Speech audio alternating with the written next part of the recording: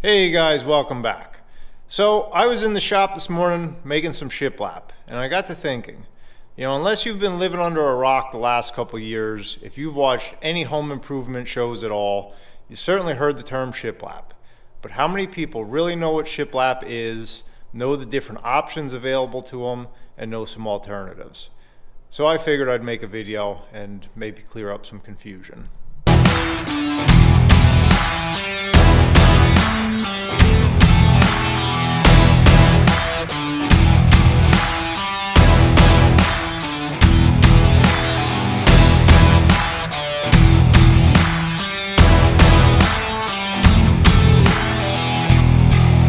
So there's really two reasons why I decided to make this video. Number one, this is a conversation I have with customers all the time. They come to me looking for shiplap as a blanket term because they saw it on TV, and we start working through their options and they never realized there are so many different options for wood paneling. So I figured maybe by having this conversation with you guys, I could kind of enlighten some people that I won't come in contact with through my business. The second reason, it has not been above freezing here in at least a week. It's miserable, and well, if you look out the window, it's snowing again. So any excuse to spend some time up in my office here where it's warm is good enough for me to shoot a video. So let's dive into it here. So what is shiplap? Nowadays, it's used as a generic term for wood paneling. Anybody that has ever seen Fixer Upper, compliments to Joanna Gaines for helping me sell thousands and thousands of feet of shiplap over the last few years. She's really made it popular in their renovations, and all it really is a board that in woodworking terms we'd call this joint a rabbet, but it's shiplap. The name came originally, it was used in shipbuilding. They used it for the hulls of boats. They would use green wood before the days of modern kiln drying like we do today, and they'd put the wood in green and it would shrink, and they didn't want gaps. So by using this joint, when the wood shrinks a little bit, you still have coverage. Shiplap. Brilliant, I know. Yeah, really technical term there. So there's a lot of ways that you can make shiplap. I'm going to show you, we'll go down to the shop and I'll show you how I do it in a little bit. But it's a very simple joint. So all it does is just overlap. The one piece overlaps the other, and that's it. That's your shiplap. The popular way to do it nowadays with pre-kiln dried wood is to leave what they call a nickel gap. And that is the style. That's what people like about this right now. Things come and go. The way people use products change. But right now the popular thing is to leave this nickel gap. And you can picture it on your walls with that. I'm sure you've seen it. Sometimes people use raw wood, like this white pine. A lot of times right now, white is very popular. It's primed, painted white. So that in a nutshell is what basic shiplap is. This is 7-inch wide, comes in different sizes. For me personally here, the 7-inch wide is the most popular. People like the wider planks. So what are some variations on shiplap? Well, I specialize in custom wood products. So some of the stuff I'm about to show you, you're not going to see at the big box store. Some stuff you may see other places, but you don't have to settle for just your plain Jane smooth wood shiplap. Another alternative that's been very popular is we can leave one side rough and do a rough sawn for a really rustic look. Now this stuff here happens to be weathered rough sawn, but we can do just plain rough sawn. And this was sawn on a circular saw. For this stuff, I like to buy it from a buddy of mine who still runs a circular saw. It gives you a nice old-fashioned rustic look. And what you're looking at here, this is actually called channel siding or channel shiplap. And this has this extra wide, what would you call that? Extra wide groove in it. It almost looks, when it's put on the wall, kind of like a reverse board and batten. You have your wide boards out front and your narrow strip behind. It's a really sharp look. This is also done rough sawn. It could be planed on all faces, This was left over from another order, so all this stuff I just pulled out here as quick samples. Sorry I didn't clean up my desk or anything for you. This is a spur of the moment video. Now, so that's pretty straightforward. Advantages of shiplap: goes together super easy. Obviously, you just kind of stack them as you go, either most of the time horizontal up the wall or ceiling. Sometimes people will run it vertically, but it's more often you're going to see it horizontal. Downside to it, has to be face nailed. So you'd face nail this, and then if you're painting, you're going to fill your holes in paint. Or if you're leaving it wood, a lot of people will just leave their holes open or fill them with a wood filler. So that is a downside to it. What are some other alternatives to shiplap? Well, one of my personal favorites, and when I'm having this discussion with customers, I never tell them it's my favorite because I don't like to sway their decision-making process. But me personally, I'm a big fan of V-groove paneling. So I have two little sample pieces here, and you can see this is an actual tongue and groove. So when you put these together, they interlock. So they're locked on both sides. Whereas the shiplap, if I put it here, they are not actually interlocked. There is some room for some movement there, which typically is no issue, you know, if you're installing it correctly. But I like the little bit extra strength that gives you, and I just like the kind of the more elegance of the V, a little bit more detail. You can get shiplap with the V. I can make shiplap 100 different ways with more decorative patterns. Really, the sky's the limit for what we can do with millwork, but this is most commonly what you're going to see. So if you look at the ceiling of my office here, that's all V-groove pine, and you can see that's a pretty neat look. I really like that. That's 5-inch. We can make wider than that, but I personally kind of like that. Even I've done it in the past where you prime and paint it same way you would use shiplap, but just with the V-groove pattern, and I'm a big fan of it. Another very common thing that I make here is beadboard, which I'm sure a lot of you have seen before. And this stuff is also 5-inch, and it is tongue and groove. And I have that here as wainscoting in my office. Once again, just knotty pine. And that is how you most commonly will see beadboard used, as a wainscoting, you know, a half wall to a chair rail.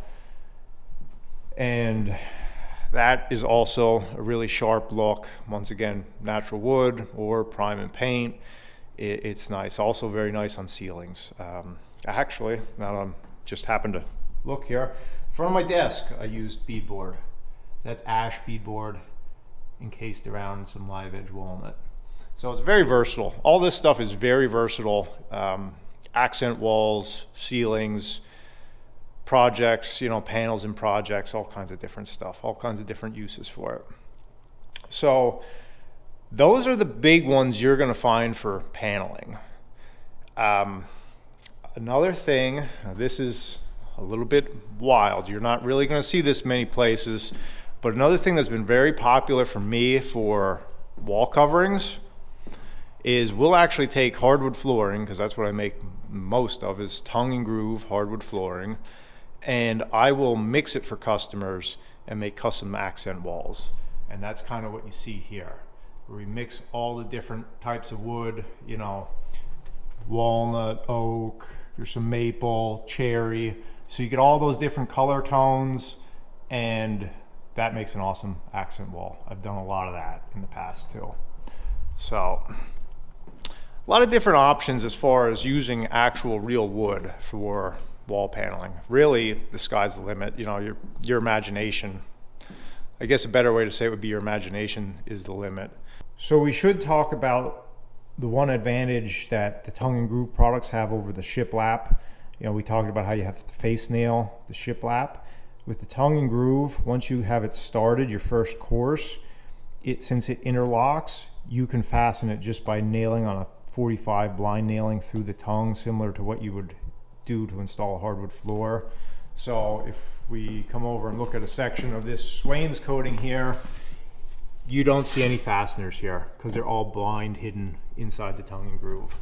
So that is another nice advantage of tongue and groove. You don't have to worry about filling or hiding your fasteners like you would have to with Shiplap. So that's a basic overview of different options. This is just a starting point. Like I said, there's a ton of different things, decorative Shiplap, all kinds of different profiles we can make. But I just kind of wanted to give you an overview of compare and contrast, because everybody knows the name Shiplap. Some people know about the V-Groove and Beadboard, but Shiplap is, you know, the huge thing that most people come looking for. It's a great product. I've sold tons of it. It all depends on your total application, how you're using it, where you're using it, what makes the most sense, what kind of look you're going for. So unfortunately, now we're going to go out in the cold. I'm going to take you downstairs to the shop. I got it set up. I'm going to show you how I actually manufacture this stuff. All right, we're in the shop at the molder, and I have it set up here. So this is how I make Shiplap. I use a 4-sided molder. Very fast, very efficient, very accurate. Really does a nice job. So I have a bottom head that planes, my 2 sides that actually cut my joint, and my top head planes, and it itself feeds through there. So the one nice thing about Shiplap, it is very simple to make. I should not say this because I sell this stuff, but if you're a do-it-yourselfer, you can make this as simple as just running it on a table saw. If you have a dado set on a table saw, you could set up and run one side, flip the board, run the other side, you're done. You could also do it on a router table or a shaper. So it is kind of, you know, entry-level millwork. You could make this yourself.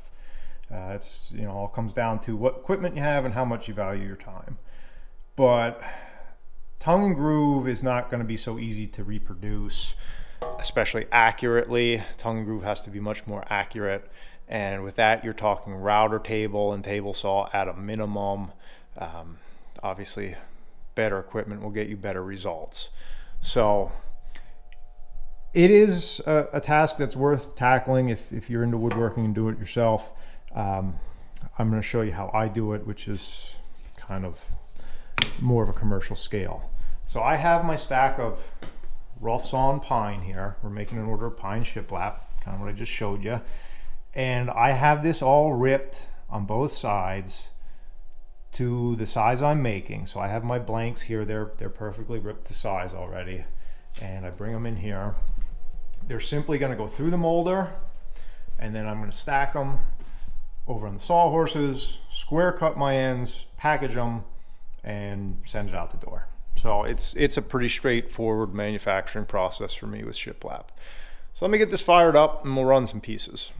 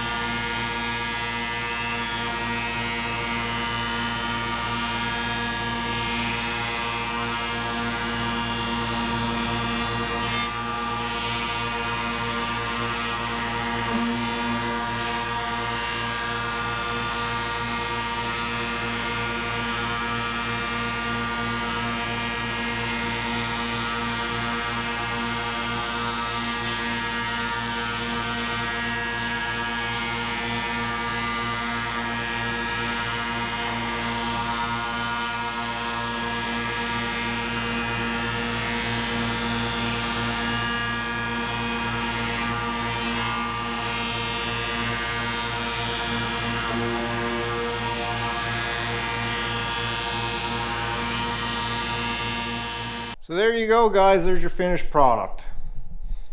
This would be really nice just as, clear coat regular pine, or primed and painted, or different wood types give you some different options for look.